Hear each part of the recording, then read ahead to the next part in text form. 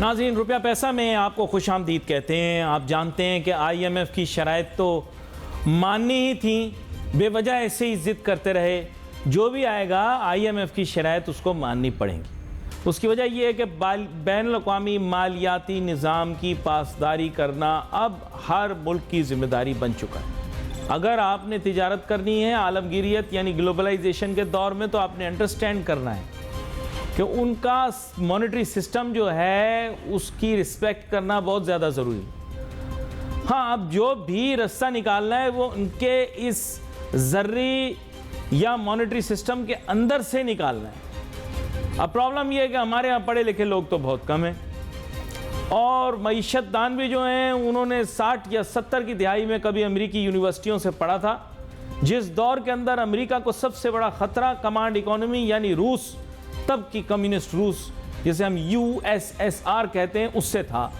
تو ان کی زیادہ تر تعلیمات اس چیز پر محیط تھیں کہ کسی طرح یہ ثابت کیا جائے کہ آزاد جدید معیشت کمانڈ اکانومی یا روس کی کمیونسٹ بیسڈ اکانومی سے بہتر ہے۔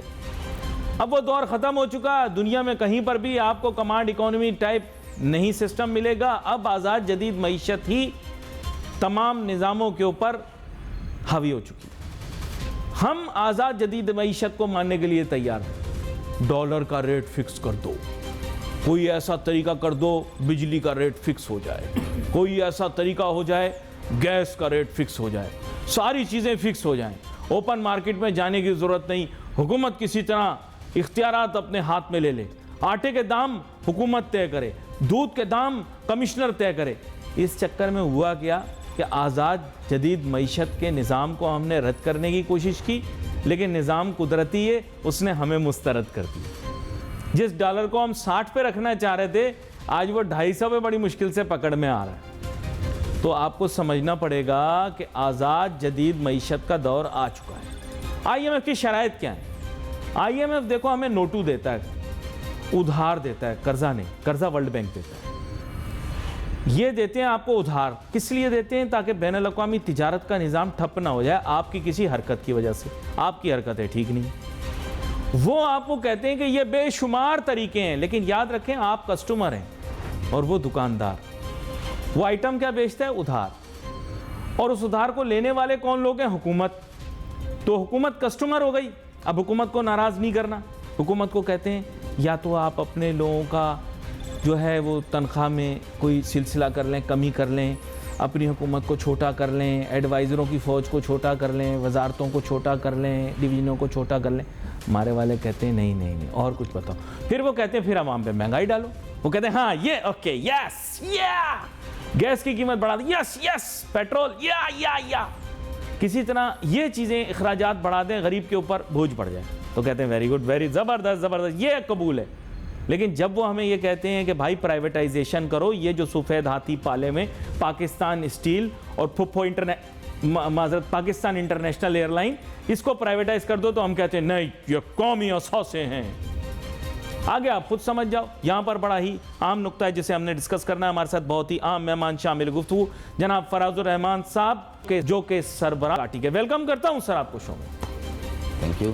بات کچھ ایسی ہے فراز الرحمان صاحب کہ یہ تو عوامی بات ہو گئی، لیکن تاجر صنعت کار بھی تو اب پریشان ہوگا۔ مانیٹری پالیسی آ گئی، آپ لوگوں کے لیے انٹرسٹ ریٹ بڑھ گیا، لیکن یہ شروعات ہے۔ آگے آئی ایم ایف کے اصول کے تحت اور بین الاقوامی معاشی اصولوں کے تحت مہنگائی سے اوپر جانا پڑے گا۔ اگر مہنگائی کی شرح بالفرض میں کہتا ہوں بالفرض 20% ہوگی، تو پھر انٹرسٹ ریٹ 22% ہوگا۔ ایک میں بات کر رہا ہوں تو آپ لوگوں کی بزنس امپیکٹ ہوگی۔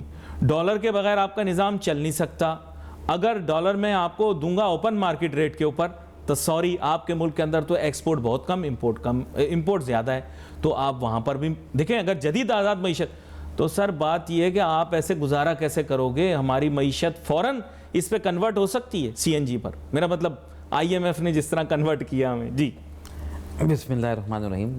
بہت شکریہ اب تک نیوز کا آپ کا علی ناصر صاحب، اور بڑی جارحانہ انداز میں آپ نے ترجمانی کی اس وقت ایک عام آدمی کی، ایک صنعت کار کی، ایک پاکستانی کی۔ میں سمجھتا ہوں کہ یہ باتیں جو ہم کرتے ہیں اور اپنا وقت نکالتے ہیں اور لوگوں کو بھی لٹریٹ کرتے ہیں, حکومت کو بھی ہم کہتے ہیں, کرٹیسائزنگ بھی کرتے ہیں, تعریف بھی کرتے ہیں. یہ صحافت کا ایک اعلیٰ انداز ہے اور اس انداز کو جاری رہنا چاہیے. اب سب سے پہلے تو سلسلہ آپ یہ دیکھ لیجئے کہ جو اس وقت اکنامک سچویشن ہے, ورسٹ ترین سچویشن ہے, ایسی جنگوں میں بھی نہیں ہوئی نا کبھی. اور ایسی سچویشن کا جو سب سے بڑا نقصان ہے وہ غریب آدمی کو ہے, جو آٹے کے لیے بھی ترس گیا.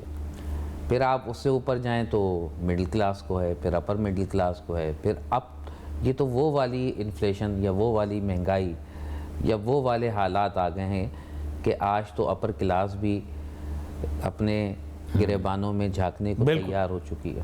You are right. بات یہ ہے کہ اکثر ہمارے والد ایک جملہ کہتے تھے, جتنا بڑا سر اتنا بڑا درد. جس نے 10,000 امپلائی رکھے ہیں اس کا 10,000 امپلائی کا درد ہے, جس نے 10 رکھے ہیں اس کے 10 کا درد ہے. بات یہ ہے کہ ہمارے تاجر, ہم بحیثیت مسلمان, ہم یہ سوچنا ہے اور سوچنا ہی ہے, اس کے بغیر آپ کی کوئی نہ گروتھ ہے نہ آپ کا کوئی معاملات ہے, کہ جب تک آپ اپنے ملازمین کا حقوق پورے نہ کریں تب تک آپ کا کاروبار نہ چلے گا, نہ پھلے گا, نہ پھولے گا. تو یہ تو ایک نیچرل فینومینا ہے اور اس کے اوپر میں سمجھتا ہوں کہ 99% تاجر جو ہے وہ چیریٹی میں اور تمام چیزوں میں آگے سے آگے رہتے ہیں. اور یہی وجہ ہے کہ کراچی کے تاجر, کیونکہ کراچی کے تاجر کو ہی میں پورے پاکستان کے 52% ٹیکس. لیکن آپ لوگ مافیا نہیں بن سکے, آپ لوگوں کو مافیا بننا چاہیے. میرا مطلب آپ لوگوں کو باعثر بننا چاہیے. معذرت کے ساتھ میں کہہ رہا ہوں, کراچی کا تاجر صنعت کار بیچارہ لاچار, پریشان, کیا کرے, چھوٹی چھوٹی چیزوں کے لیے پریشان ہوتا.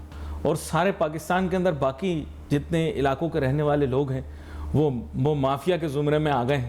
ان کی کئی بات کو فوراً مان لیا جاتا ہے. آپ جب وہ کہتے ہیں کہ منڈیاں مارکیٹیں اس ٹائم پہ کھلیں گی, اس ٹائم پہ بند ہوں گی, تو وہاں کی سرکار مان جاتی ہے. لیکن آپ کی دفعہ میں لوگ کہتے ہیں نہیں, آپ کی بات نہیں مانی جائے گی. یہ سمجھ نہیں آیا کہ کراچی کا تاجر صنعت کار اپنا سکہ کیوں نہیں منوا سکا.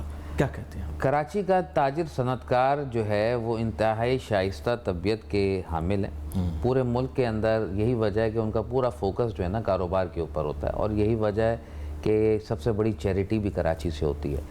دیکھیں سب سے اہم چیز جو میں آپ کو بتانا چاہ رہا تھا, جو آپ نے بھی بیچ میں اچک لی, کہ یہ سب سے جو مسئلہ کیا ہے کہ 52% ٹیکس ہم دینے کے باوجود بھی اپنی وہ آواز نہیں رکھتے, جیسے آپ نے کہا, جو آواز ہماری عوام عالم بالا تک پہنچنی چاہیے. جو ہمارے سرکاری عہدیدار ہیں, جو ہمارے وزراء ہیں, وہ ہمیں جتنی اہمیت دیں گے تو یقینی طور پہ جب ہم اپنی فیکٹریوں کو اچھا چلا سکتے ہیں, اپنے معاملات کو اچھا چلا سکتے ہیں, اپنے شہر سے ٹیکس نکال کے دے سکتے ہیں, تو ہم اس ملک کو بھی اس کرائسس سے باہر نکالنے میں اپنا کردار ادا کر سکتے ہیں. بات یہ ہے کہ ہم نے ہر دفعہ ہر فورم کے اندر ان سے بات کی اور ہم نے کہا کہ جب تک آپ جمہوریت کو ایک جگہ پہ لا کے لاک نہیں کریں گے کہ جی یہ جمہوریت ہے, جمہوریت کو جو ہے وہ معیشت سے کوئی تعلق نہیں ہونا چاہیے.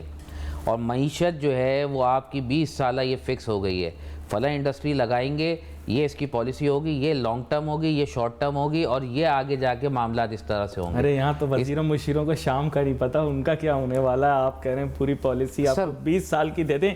آپ نے بیچ میں کہا کہ میں نے بات اچک لی, اصل میں بات یہ, آج کل سیاست دانوں کے بھی انٹرویو لے رہا ہوں, سنا ہے کہ صحبت کا اثر ہوتا ہے. فراز الرحمان صاحب, اصل میں بات آپ نے بڑی گہری کی ہے. مسئلہ کچھ اس طرح کا ہے کہ سیاست کی آمیزش تجارت و صنعت کے شعبے میں آپ کو بڑی کلیئر بات کہتا ہوں, پنجاب کے صوبے میں بہت زیادہ ہے.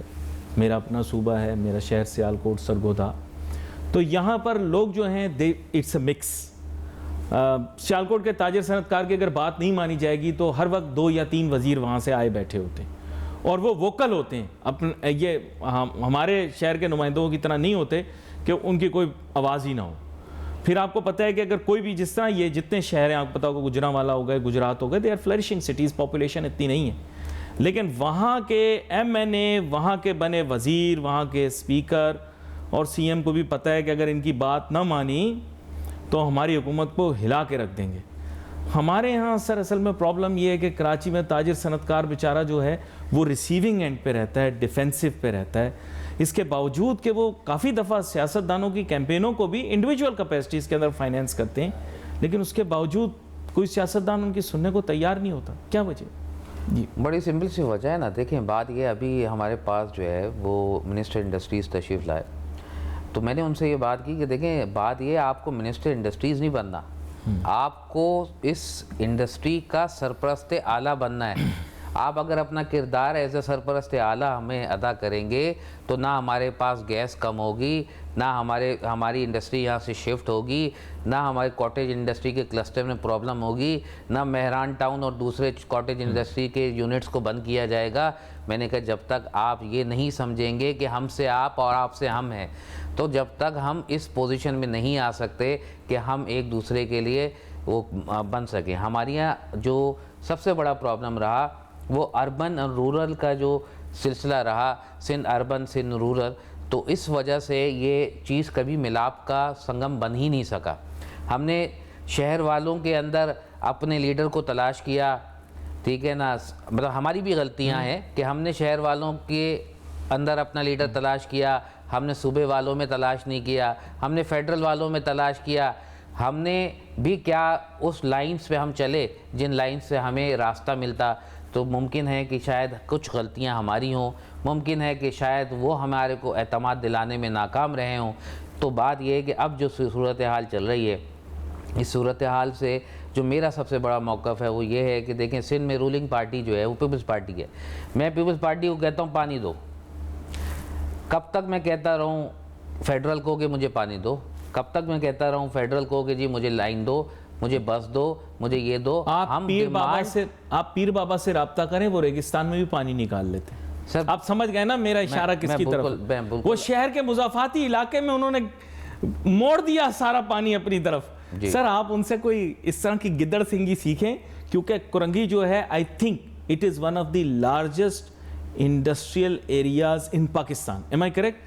ہاں, if not the largest, یہ مجھے نہیں پتا, I think it is one of the largest کے معنی یہ ٹاپ میں. ون آف دا لارجسٹ اس حوالے سے ہے کہ ریونیو کے حوالے سے وہ کافی زیادہ جو ہے اس کا سب سے بڑا کنٹریبیوشن ہے ریونیو کے حوالے سے. یعنی اگر کراچی جو ہے وہ ملک کا 50% اگر دے رہا ہے, 52% جو کہ 72% ہوتا تھا, اور اب مائیگریشن جو انٹرنل سٹیز میں ہوئی اس کی وجہ سے اب وہ 50-52% رہ گیا. تو وہ جو 50-52% ٹیکس تھا, اس ٹیکس میں سے 50% ٹیکس پیئر جو ہے وہ کورنگی انڈسٹریل ایریا سے 50% ٹیکس کورنگی انڈسٹریل ایریا سے دعوے سے کہہ سکتا ہوں میں یہ بات, ٹھیک ہے نا. اس کی فگرز جو ہے وہ انشاءاللہ میں نے بات کی ہوئی ہے, اور ایف بی آر سے اس کی فگرز بھی آپ کو میں نکال کے دوں گا. بات یہ بہت ڈائنامک. دیکھیں ڈیفنس ایک طرف لگتا ہے, شاہ فیصل ایک طرف لگتا ہے, ایک طرف آپ کے شارع فیصل لگتا ہے, اور ایک طرف آپ کے کورنگی کی اتنی بڑی آبادی جہاں سے آپ کو مینیجر سے لے کر لیبر تک سب ملتا ہے. اور اب تو ملیر ایکسپریس وے بھی لگی. یس, اور پھر اس کے ساتھ کنیکٹڈ اب 2 ایریا کاٹیج انڈسٹری مل گئی مہران ٹاؤن کی شکل کے اندر, اور پیچھے کی جو انڈسٹریز ہیں جو کہ چھوٹے چھوٹے گھر بنے ہوئے 120 گز کے, اس میں بھی دستکاری اور بہت سارے کام موجود ہو رہے ہیں جو کہ ابھی ریکارڈڈ نہیں ہیں. اور پھر اس کے ساتھ جو کریک کا ایریا ہے جہاں بڑی بڑی انڈسٹریز اب موو ہو گئی ہیں اور ہونے والی اور ہو رہی ہیں, بڑا وی آئی پی ٹھیک ہے نا. تو جس کے ہم روز و شب ہم اس پہ کوشش کرتے رہتے ہیں کہ اس کے معاملات کو بھی حل کریں. تو بات یہ ہے کہ الحمدللہ کورنگی انڈسٹریل ایریا ایک بہت ہی ڈائنامک انڈسٹریل ایریا ہے جو کہ جس کی پورے پاکستان میں کوئی مثال نہیں ملتی. تو بات یہ ہے کہ اس کے جو لوگ ہیں کام کرنے والے ہیں, اور یہی وجہ ہے کہ آج یہ کورنگی انڈسٹریل ایریا جیسے لیکن مہنگی بہت ہو گئی ہے, زمین بہت مہنگی ہو گئی, زمین مہنگی ہو گئی ہے. People cannot come here to put up their industries. تو اس کے لیے بات ہوئی ہے نا, دروجہ صاحب جو ہے وہ انشاءاللہ گڈاپ کی طرف جو ہے وہ ایک کاٹیج انڈسٹری کے کلسٹر کا انہوں نے وعدہ کیا, وہ انشاءاللہ عنقریب 2 مہینے میں اناؤنس کر دیں گے. اور انہوں نے بڑی بھرپور حمایت کی یقین دہانی کرائی, کائٹ لمیٹڈ کے لیے فنڈز کے حوالے سے بات کی. دیکھیں جب آپ کسی کو رائٹ جگہ پہ آپ بات کریں, میں آپ سے بات کروں تو سر مجھے آپ کچھ دے نہیں سکتے نا, میں آپ کے ذریعے آواز عوام تک پہنچا سکتا ہوں, میں پولیٹیشینز تک پہنچا سکتا ہوں, مگر آپ کے ذریعے میں کچھ حاصل نہیں کر سکتا. تو براہ راست کچھ ہمیں ڈائریکٹلی, اور میں اس میں ان کو جو سیکرٹری ہمارے انڈسٹریز ہیں وہ انہوں نے بڑا اچھا کردار ادا کیا. دیکھیں بیوروکریسی کو بھی کردار ادا کرنا پڑے گا. دیکھیں اب ملک جو ہے نا 10 سال اپنے سیلف لیس ہو کے جو ہے نا پاکستان کا سوچ لیں, پاکستان اس قرضے سے بھی باہر آ جائے گا, ان مصیبت سے بھی باہر آ جائے گا. مگر سب تو بھاگ رہے ہیں پاکستان سے. پہلے ہر آدمی کو جب میں بتاتا تھا کہ حالات خراب ہیں, سی پیک بکواس منصوبہ ہے, اس سے ملک کو نقصان ہوگا, لوگ کہتے تھے علی تم محب وطن نہیں ہو. اب ہر آدمی جو مجھے میری حب الوطنی پہ آواز اٹھاتا تھا مجھے کہتا ہے یار کینیڈا, آسٹریلیا, یو کے, یو ایس اے کی امیگریشن کہاں سے ہوتی ہے, اور کچھ نہیں تو ہمیں اسپین یا پرتگال بھیج دو, اگر وہاں بھی نہ ملے تو ترکیہ بھیج دو. تو سر یہ تو حب الوطنی کا عالم ہے آپ کے ملک کے اندر کہ صرف لفاظی اور زبانی کلامی تک ہی محدود ہے. شکر ہے, مطلب میں اب کیا بولوں, لوگ دوہری شہریت رکھنے والا انسان کسی ایک کا ہو سکتا ہے. آپ مجھے بتائیں دوسری بیوی کے گھر میں بیٹھ کر پہلی بیوی کی تعریف کرتے رہیں, کوئی سینس بنتی ہے؟ تو آپ جانتے ہیں اس یہ منافقت ہے ہمارے معاشرے میں. سر خوبصورت بات کی آپ نے, اور بات یہ ہے کہ یہ فلائٹ آف کیپٹل ہوتا کیوں ہے جب اپارچونیٹیز آپ کے بیونڈ دا لمٹس ہو جاتی. بات یہ ہے کہ امریکہ کے قانون ہم سے زیادہ سخت ہے, امریکہ میں ٹیکس ہم سے زیادہ ہے, ٹھیک ہے, مگر اس کے باوجود وہاں پہ جو سیکیورٹی وہ اپنی پیسے کی سمجھتے ہیں وہ یہاں نہیں سمجھ رہے. یہاں جو پراپرٹی ٹیکس راتوں رات امپلیمنٹ کر دیا گیا کہ جی ایک پراپرٹی چاہے آپ کے پاس 1 ارب کی ہو, دوسری پراپرٹی کے اوپر آپ نے اتنا ٹیکس دینا ہے, ٹھیک ہے. اب بات یہ ہے کہ جب اس قسم کی راتوں رات کے ایس آر او لگیں گے کہ جی صبح جو ہے وہ اسٹیل کلیئر ہو جائے گا, شام تک جو ہے وہ ایس آر او واپس بند ہو جائے گا, جب جو صاحب حکومت ہوتے ہیں ان کا مال نکل جاتا ہے. گاڑیاں اسی طریقے سے امپورٹ ہو جاتی ہیں, 10 چیزیں اس طرح سے امپورٹ ہو جاتی ہے. لگژری آئٹمز جو ہے ان کی امپورٹ کی ایل سیز ملتی ہیں اور فارماسیوٹیکل کے را مٹیریل کی ایل سی نہیں ملتی. اصل پرابلم یہ ہے کہ دیکھیں لوگ پیٹریوٹک ہیں, پاکستان ہے تو ہماری پہچان ہے. آج اگر دوسری کنٹری میں جا کے آپ سیکنڈ شناخت یا شہریت لے رہے ہیں تو وہ آپ کے لفظ میں لکھتے ہیں پاکستانی, ٹھیک ہے. آپ کو پاکستان کی قدر کرنی پڑے گی. ہاں یہ ضرور ہے کہ آواز اٹھانے والا, بات کرنے والا محب وطن ہونا چاہیے, اور اس کو جو ہے وہ یہ نظر آنا چاہیے کہ پاکستان پازیٹیو اپروچ کے ساتھ یہ دیکھنا ضروری ہے کہ جی پاکستان کہاں کھڑا ہے اور کس وسائل اور کس چیزوں کے ساتھ, کیا موسم, کیا اللہ نے شان دی ہے, کیا نوجوان نسل 60% سے اوپر, ٹھیک ہے.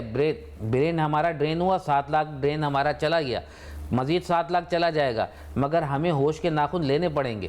اس طرح سے ایک دوسرے پہ بلیم گیم دے کے ہم سب اس میں شامل ہیں. ہم بلیم گیم دے کے ہم فارغ نہیں ہو سکتے. ہمیں آج سے اپنی بنیادوں کو روکنا پڑے گا. ہمیں اپنے نوجوانوں کو سیاست کی نظر نہیں ڈھکیلنا, بلکہ ان کو بتانا ہے کہ کاروبار کیسے ہونا ہے.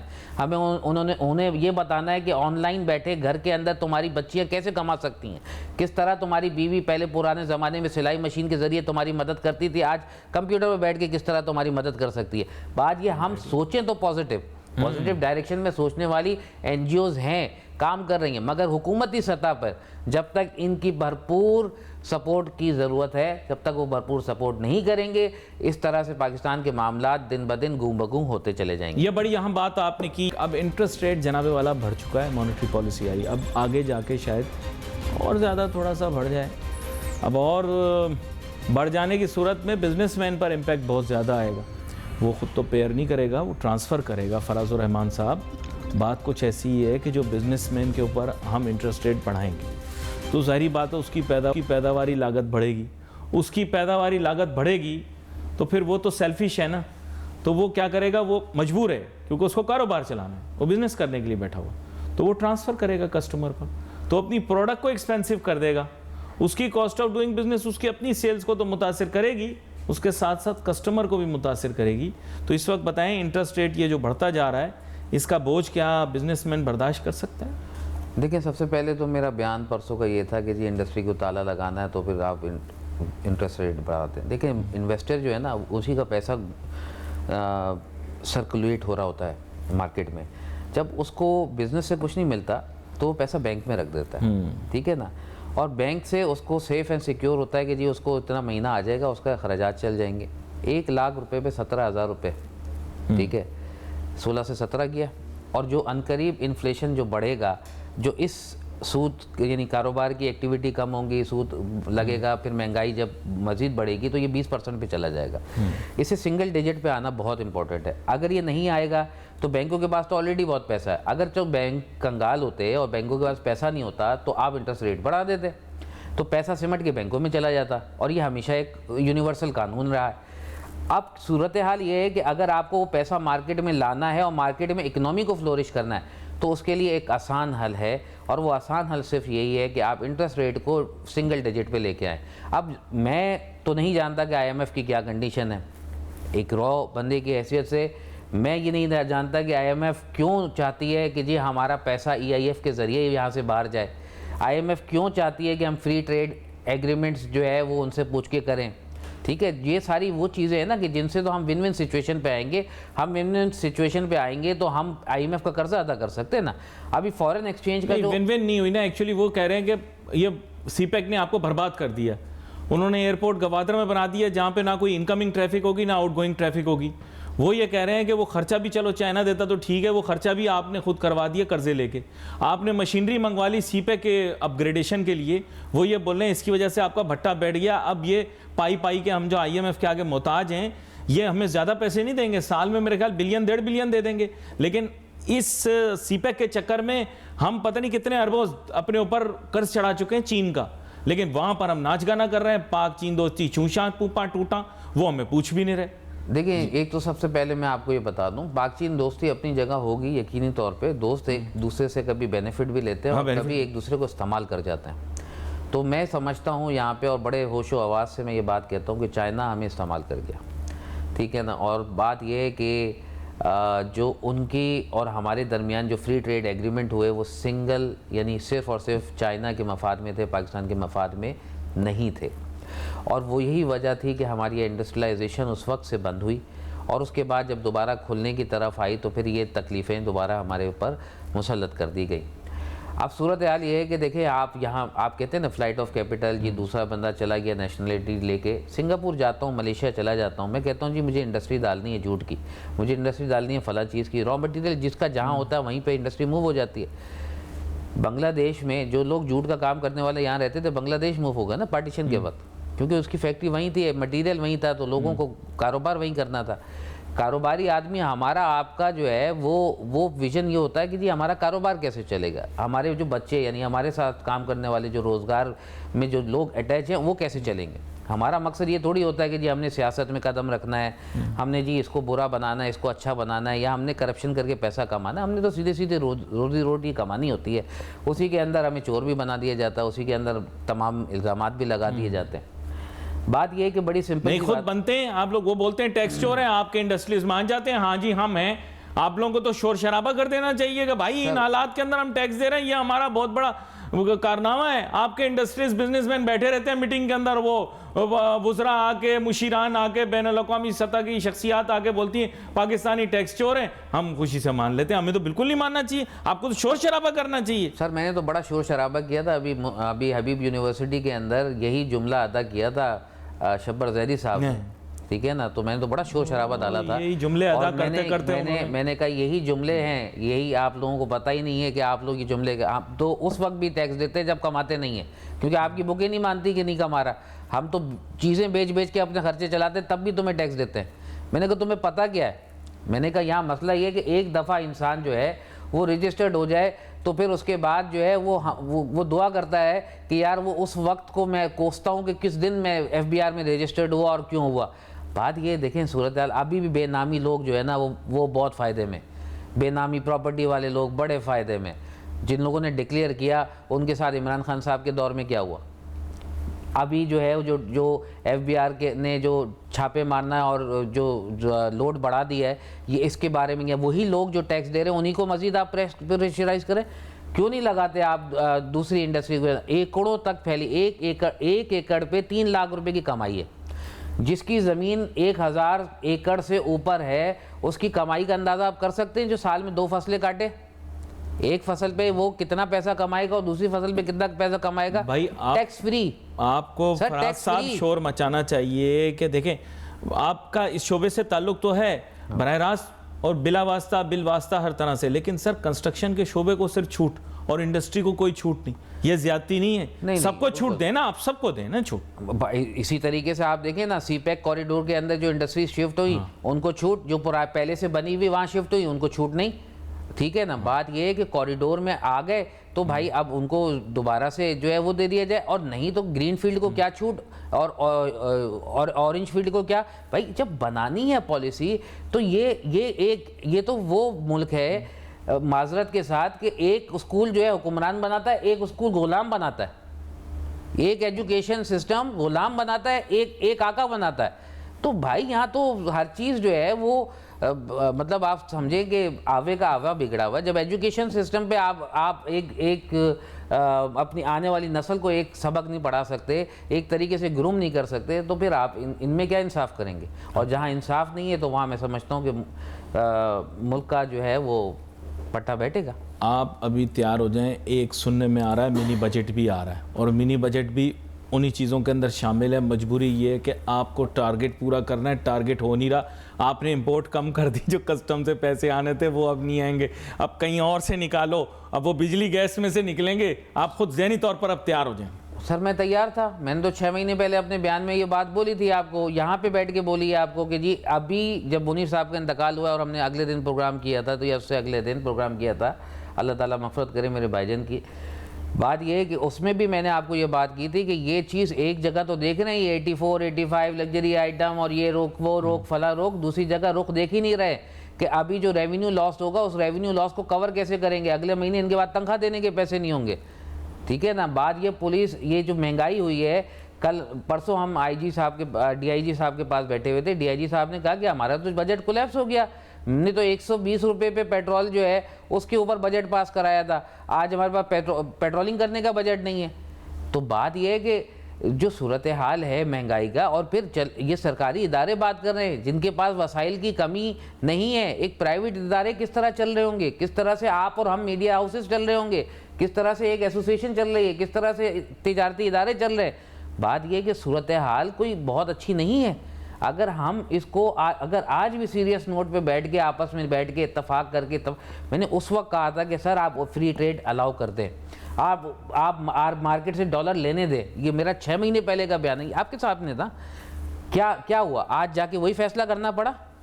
6 مہینے کا ڈیمیج ڈیٹینشن کی مد میں جو شپنگ لائنوں کو فورن ایکسچینج باہر ٹرانسفر ہوتا ہے, سر 10,000 روپے کی ایل سی نہیں کھلتی امپورٹر کی, مینوفیکچر امپورٹر کی, اور 1 لاکھ روپے آپ فارورڈر سے بولیں وہ 2 منٹ میں ٹرانسفر کر دے گا. ظلم نہیں ہے؟ روک نہیں سکتے نا, ورنہ انٹرنیشنل شپنگ سسٹم جو ہے وہ آپ کو سپورٹ کرنا چھوڑ دے گا. ٹھیک ہے, تو کوئی ریگولیٹری باڈی تو ہو, ہونی چاہیے, کوئی ریگولیٹری باڈی تو ہو, پتہ تو ہو کہ ریٹ فکس کیا ہونے چاہیے, کتنے ریٹ ہے کیا نہیں ہے, کیا اس کو ریگولیٹ کیا جاتا ہے.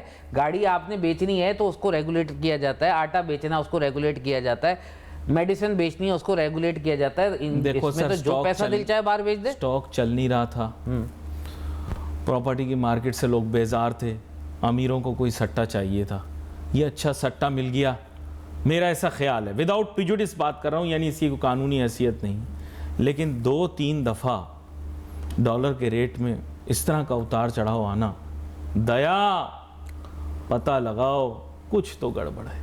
یہ میں بتا دوں آپ کو کہ یہ ماننے لائق چیز ہی نہیں ہے.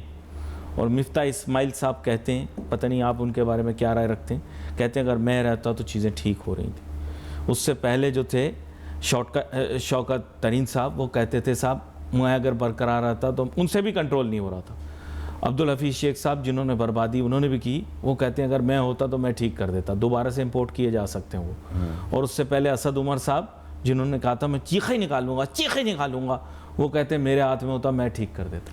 خیر فراز الرحمان صاحب, میرے پاس آج پروگرام کے اندر اتنا ہی وقت تھا اور آپ کے ساتھ گفتگو کرنے میں بڑا لطف آیا. آنے والے دنوں کے اندر آپ کو دوبارہ سے مدعو کروں گا, کیونکہ یہ حق تو اب ہمیں حاصل ہے کہ کم از کم آپ نزد ہمارے, تو اس وجہ سے ہم آپ کو زیادہ سے زیادہ تکلیف دیں. بولیں بربادی کے سفر میں جو میں نے دیکھا اپنی لائف میں, شارٹ نکل گیا, شوکت عزیز صاحب سے لے کر اور آج تک جو بھی اکنامسٹ آیا ہے, اس اکنامسٹ نے پالیسی وقتی بنائی ہے, لانگ ٹرم نہیں بنائی.